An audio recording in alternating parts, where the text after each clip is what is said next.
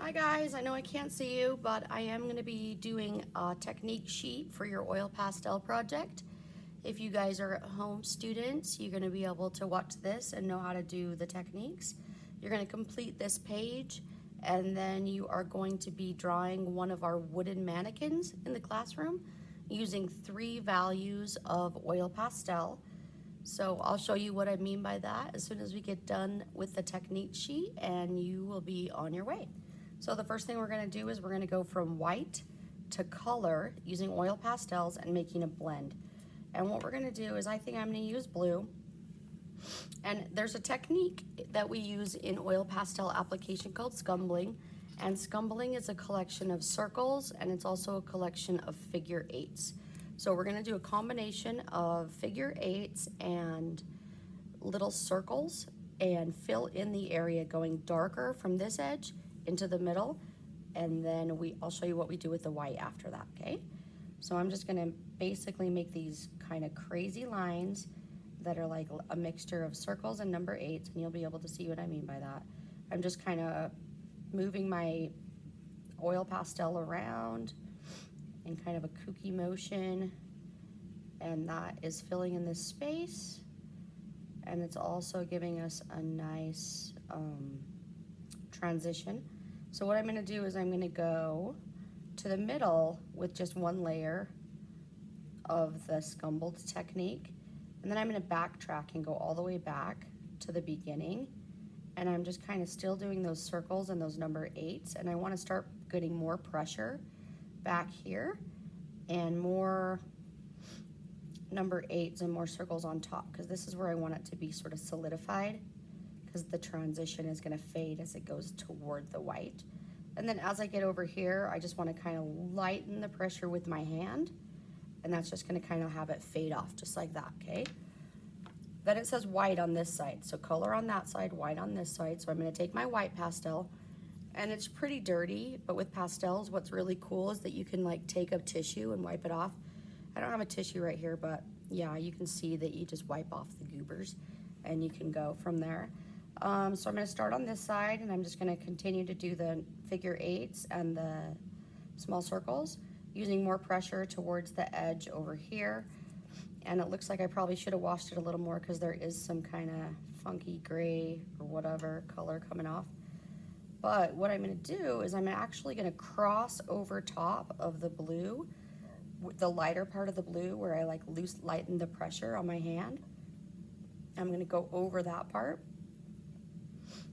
and I'm just going to slowly fade away, like as I get to about here-ish, and you're going to start to see this sort of transition. So can you see a blend right there where the centerpiece happened, where the white and the blue sort of meet up and create this sort of like lighter value? Okay, so that's one of the things that I mean by lighter value. When you're going to do your little clay or the picture that you're going to take of your little wooden mannequin, you're going to do it in a dark value, a medium value, and a light value. That would be considered, something like that would be considered your light value. So that's going to be what you have for your highlights. So next one we're going to do is a color mixed with gray. I've got a gray pastel, and I'm going to go with another color. And like I said again, we're still just going to do circles and figure 8s, scumbling from that edge all the way to the center, just like in a uniform way, all the way to that center line. Just kind of filling it in, trying to go kind of quick so that you guys don't get bored out of your minds watching me scumble with oil pastels. And right at about the middle, I ease the pressure off of my hand, and then I just like almost barely let the oil pastel touch the surface. And then I'm going to backtrack all the way back again, scumbling and filling in the area. And some people don't like to see the little white lines and stuff, and if that's the case, you can take a tissue and rub it, or you can also take the blending stumps. They work really good. Some people like to use their finger. You just kind of smear it together. I'll try to have some Q-tips in the classroom for you. This is gray. It's not super gray. It's not like the darkest gray, but we're gonna do it anyway. And we're gonna show you what like a medium value transition looks like. Still scumbling, figure eights and circles. Ooh, they break really easy. So just kind of, if they break, just use the nubby. They work just as good. They're just a little weird to hold. Try to get this into the center. Get us a nice transition into the middle land over here. Okay, that right there in the middle, that would also be considered a middle value. Then we're going to do the next, which is a dark value, color going into black.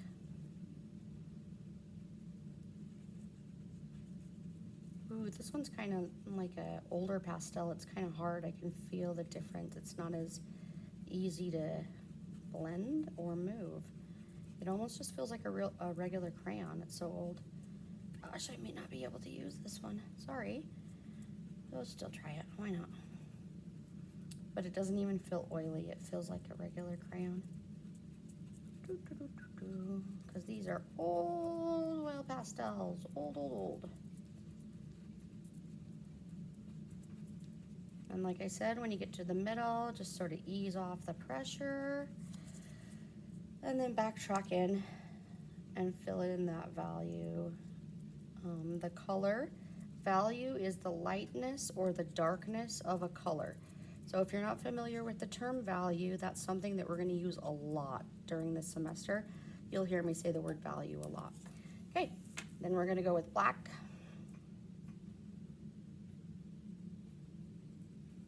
Scumbling again, using that circular and in a figure eight pattern. So yeah, that pastel, that red one, that's a goner.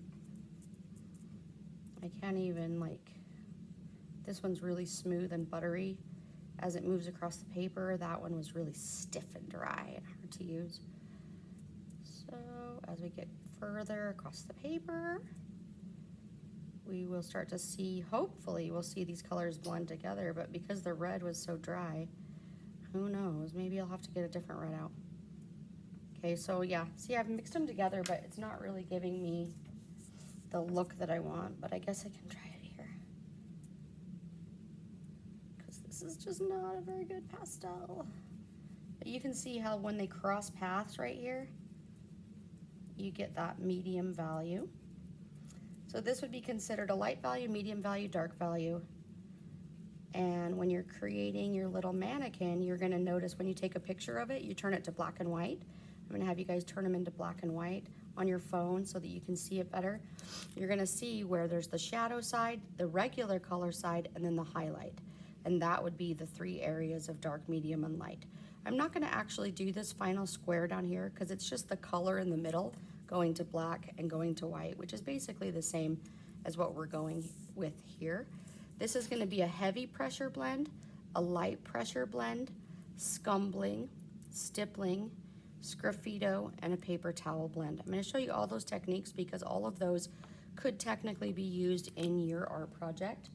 And I'm gonna use a different color because that red is awful. And I'm just gonna transition this. This time I'm just doing the circular version of scumbling, and I'm not really gonna stay in the lines because I just wanna hurry it up so that you guys don't get bored. Okay, so each of you guys will have one of these worksheets. Okay, that's the blend. So I go a little past center, lightening my hand, just like we did over there. And then I grab a different color, and I think I'll do pink because that goes well with purple. And high pressure just means pushing harder with your hand. And then I'm gonna cross over the center line, going a little further into the middle. And that's gonna give me that nice high pressure blend. I think I went a little too far with the purple, but you can still see a good blend happening, and that's what we want. The more you go over the purple with the pink, the better the blend is. Okay, good. So there we go. We got a nice blend going on. Okay, high pressure blend. Now let's do a light pressure blend. The light pressure blend we're gonna do with this color. It's like a Prussian blue. It's a nice color, one of my favorites. And I'm just gonna go super light. So I'm still scumbling. It just seems to be one of the better ways to apply this type of pastel. You don't have to do it this way, but it's easier. Okay, that's light pressure. Now we're gonna mix some yellow into that because yellow and blue make what? That's right, green. Okay, and then we're gonna do some light pressure scumbling again. And as the two colors cross in the middle, we're gonna get that secondary color.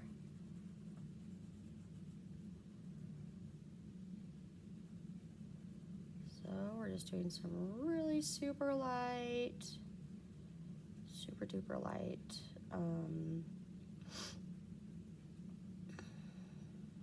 blending. I'm not even pushing, hardly pushing at all.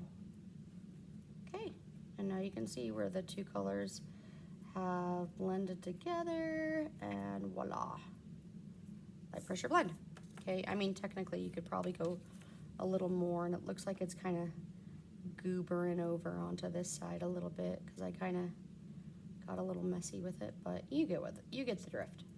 Light pressure, heavy pressure. Okay, stippling. This is one of the fun activities that you can do in oil pastel. I don't know if you guys are familiar with the artist Seurat. He used to do things like this where he would basically dot the entire painting with dots of color, but he did it with an actual paintbrush and paint. And he would go through and dot the whole thing.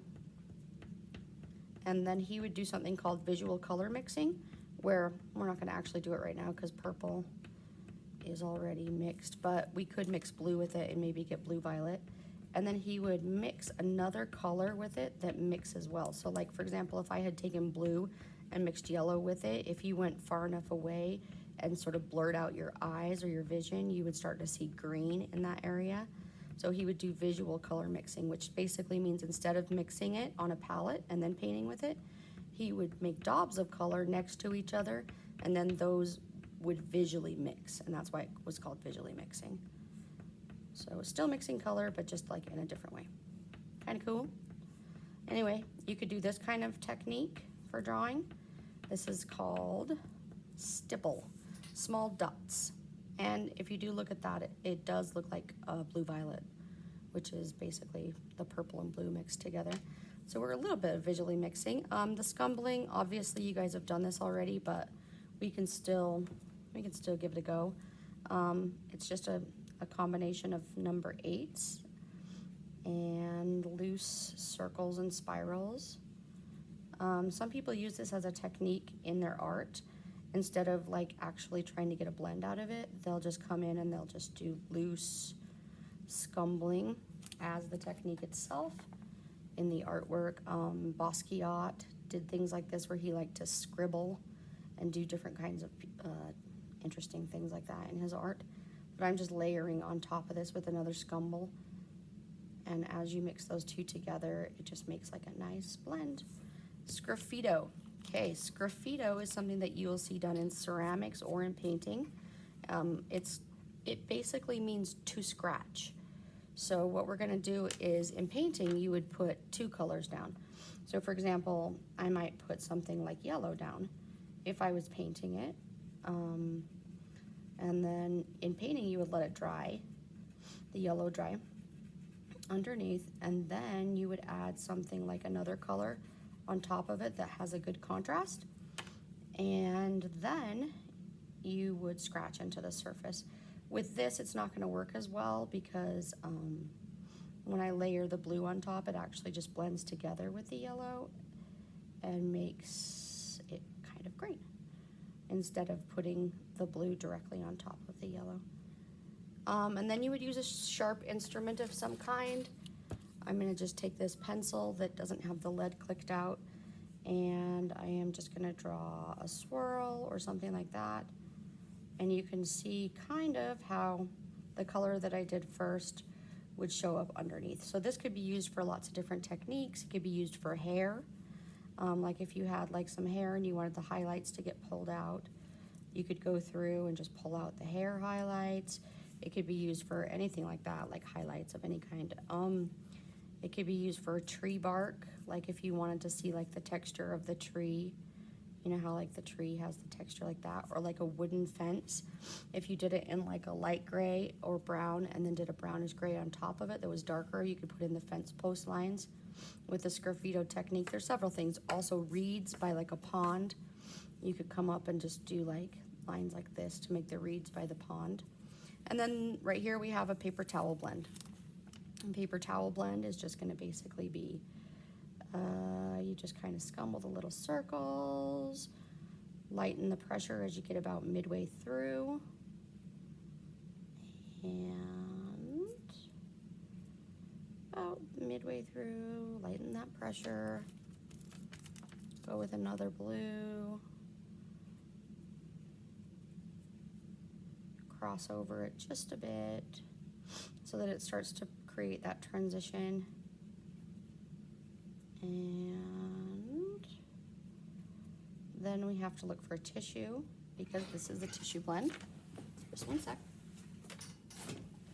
Here's a tissue.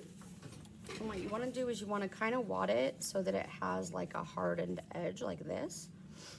And then you want to blend them together. And I'm going to do it in a combination of a circular motion and just kind of crossing it over. I don't want to wipe off too much of the color, but I do want to get it nice and blended together. And it looks like I am taking away a little too much blue, but you can see that you are doing a blend. This could work for a sky, this could work for clouds, this could work for basically anything soft. Another thing that you can use, like I mentioned before, is the blenders that we use for pencils in shading. Those work really nicely because they are just like compressed paper wadded together. And then like I said earlier, you can also just use your finger. You can use baby oil and a Q-tip. The only thing with baby oil is that it stains and wrecks your paper. So you need to be kind of conscious of what you're going to be blending it on. I'm going to grab one of the blending sticks real quick just to show you that.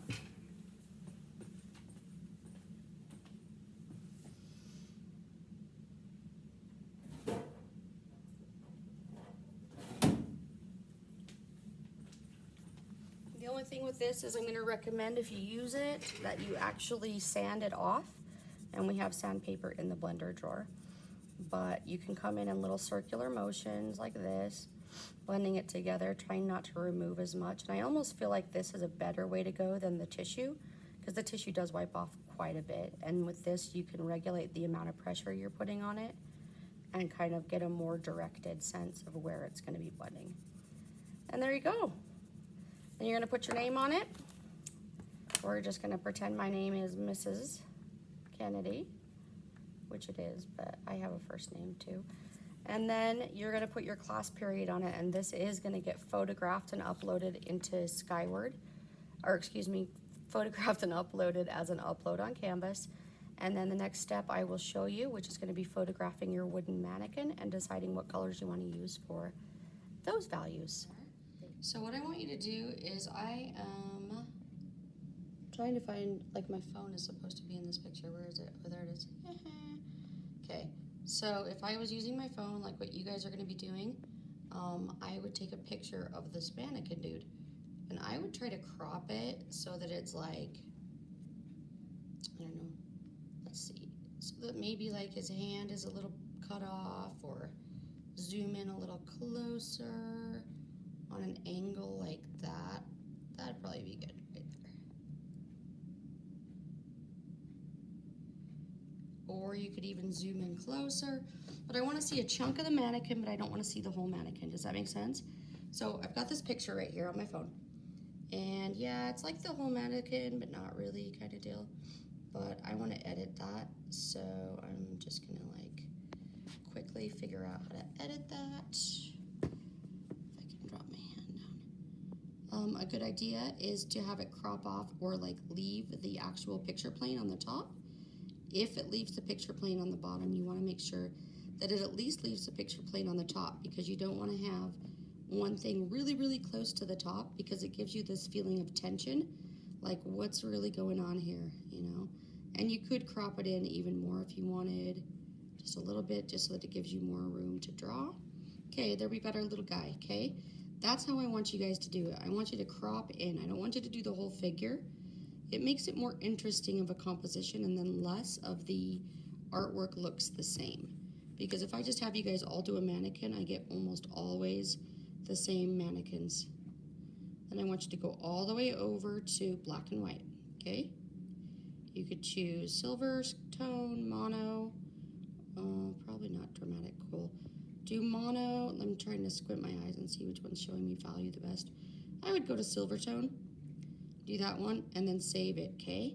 So once you've got your little mannequin dude and he's like saved, you're gonna draw him onto a piece of gray paper and pencil, just the outline. And then you're gonna look at these areas, like right here, where I've got this little pocket of like dark gray, then I've got a medium value, and then just a tinge of a highlight on that side, or a highlight up here at the top.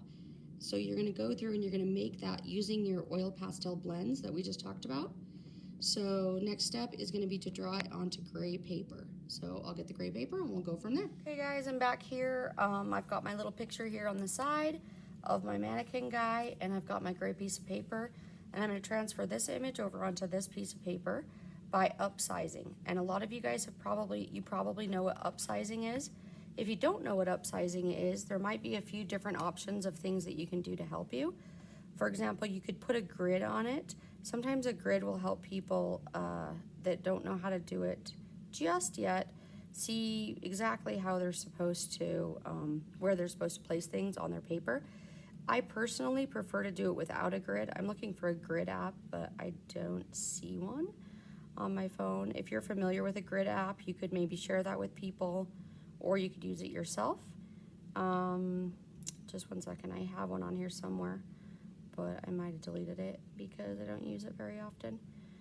I have a little thing called Art Apps. Yeah, there it is. Is that a grid? It looks like a grid, right? Grid. Let's see what happens. If you guys are able to get one on your phone, looks like this one is called Grid It or something to that effect. Thanks for bearing with me while I do this. Grid It. Okay, we're gonna open it. It's a grid and then a hashtag. Whatever. And then remember, you don't have to do this. This is just in case for certain people that may need it for reference points. Okay, so look, now it has a grid on it. Can you guys see that? If I come up close? Okay, so that's a grid hashtag. That's the name of the app, and it was free. And then from there, I can decide, okay, yeah. And remember to draw super light on this piece of paper, okay? Because anything you draw on here is gonna show up. So I've identified the top. This is about the middle. And that's about probably the middle grid. If I was gonna use the grid method. I'm showing you guys how to use the grid method, by the way. If this is too hard to draw in pencil, which I think it might be, you can use a white Prismacolor. And there might be one in your drawing kit. Just one second, let me grab one.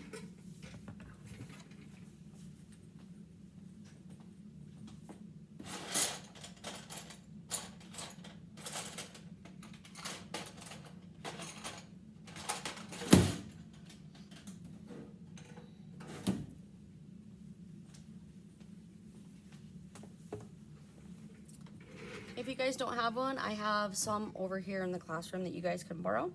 But if I just make small lines with that, I think you guys can see it better. I'll zoom in just a little bit. Okay, that's like my center cell right here, okay? Can you guys see that? This little center area. Then I'm gonna go, okay, so that's like, I'm gauging that as like the center, right? So then I'm gonna be like, okay, here and here, approximately, that would be those lines. So once you've kind of got a few lines really lightly blocked in so that you can still erase them, then you can kind of block in these things. It makes it easier if you draw things in forms. So for example, I say, okay, the center of this dude's neck is about right here, okay? And it kind of comes out to about here and to about here. Comes down to about like here and like here, okay? And if you were, you could like imagine that there would be a sphere in here. Imagine that there could be some different forms in here. This is clearly like a circle where his neck is. And then you can draw a center line up to about where his head is. Okay, and I don't want perfection, you guys. I don't want these to look perfect. I just want you to like show me that you're using the steps in the process to make it happen, okay?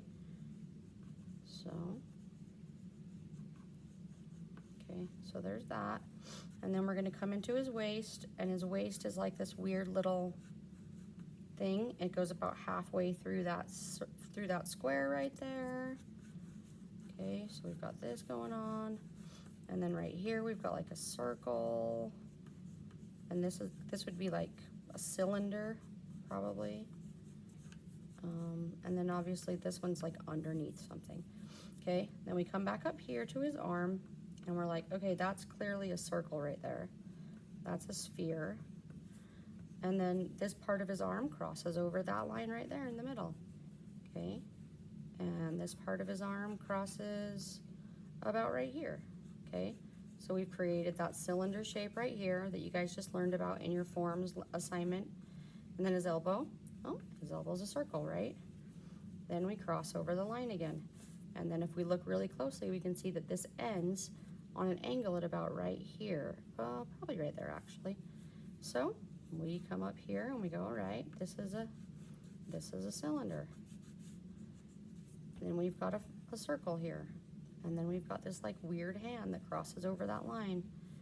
And it's kind of a form as well. It's almost like an oval right here with like this little wedge on top, right?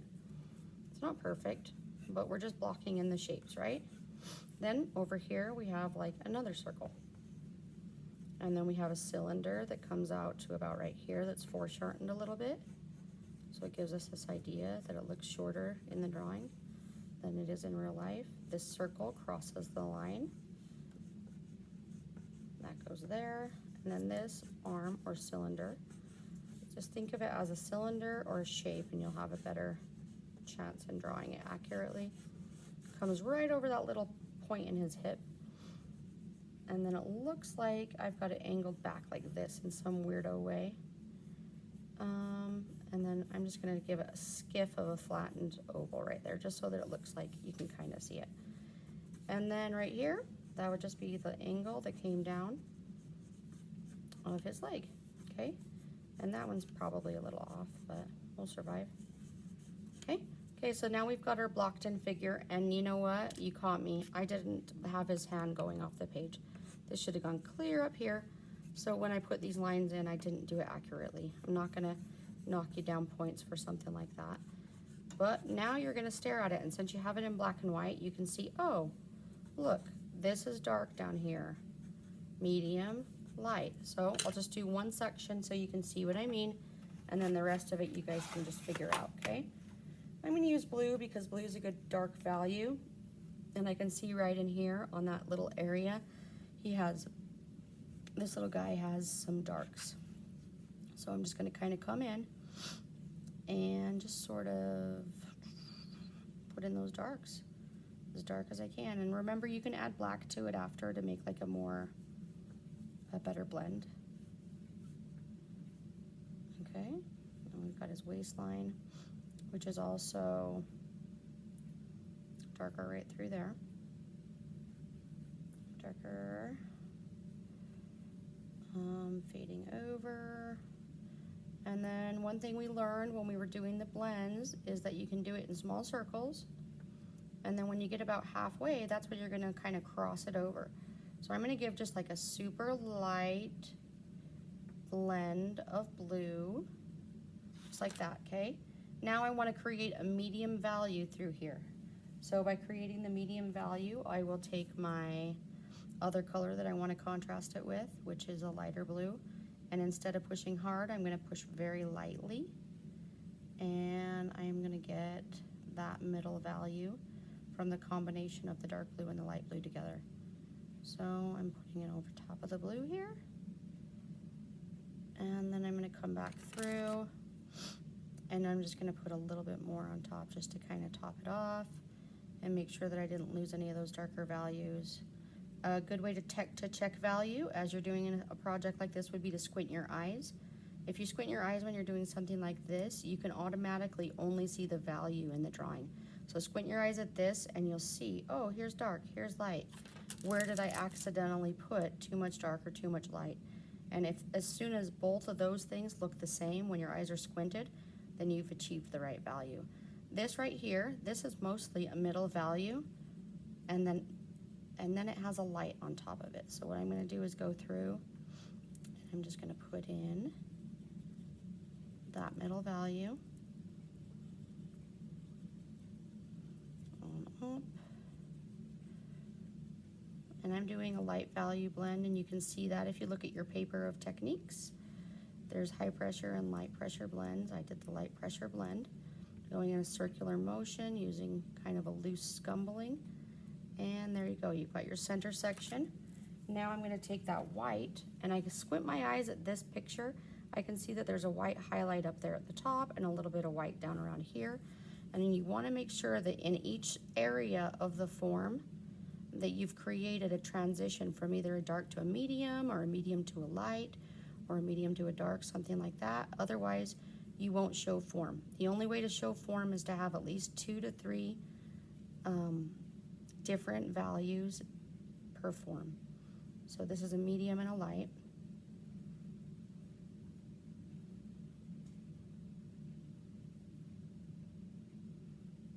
Okay, and a little bit here. Underneath this video, or above this video, I'm not sure yet, in the assignment queue, I'm going to show you guys some examples from previous years when students did this project. But basically, I want all of the surface covered, okay? So don't leave like a bunch of the gray paper showing. Blend it in. You can use your pinky, you can use a tissue, you can come up to the front of the room and you can get, woo, that was dirty. See what I mean by getting it cleaned off. Going in the circles. You can come up and grab one of these as long as you promise to clean it when you're done with a piece of sandpaper. And, okay. And I mean, I could keep working this and make it awesome. Right now I'm just kind of doing a quick demo for you guys. But I'm going in a circular motion with the shader blender. Trying to get just a nice solid glow. And if I squint my eyes, I can see that when I come up here to this top part, that's going to be a dark line. And I can almost see just a real teensy bit of like shadow, reflected shadow light coming up like that. And I could just do a little teensy bit. Ooh, I didn't want it to have green in it, but that's what we get when we don't clean it, right? Okay? Okay, so there you go. I mean, obviously that's not perfect. Whew, far from it. But you get the idea. And I want you guys to start doing this. And I don't care if all of the body's blue, or if all the body's red, or if you get bored and you want to switch up your colors, go for it. As long as each section of form has the value. So it just needs to show that transition. And when you squint your eyes and look here, and squint your eyes and look there, you should see a pretty clear similarity of, oh, you know, that plane angles this way, or this plane angles that way. So anyway, there you go. And I will get those posted for you so that you guys can see and understand what you're going to be doing. Thank you very much. Bye-bye.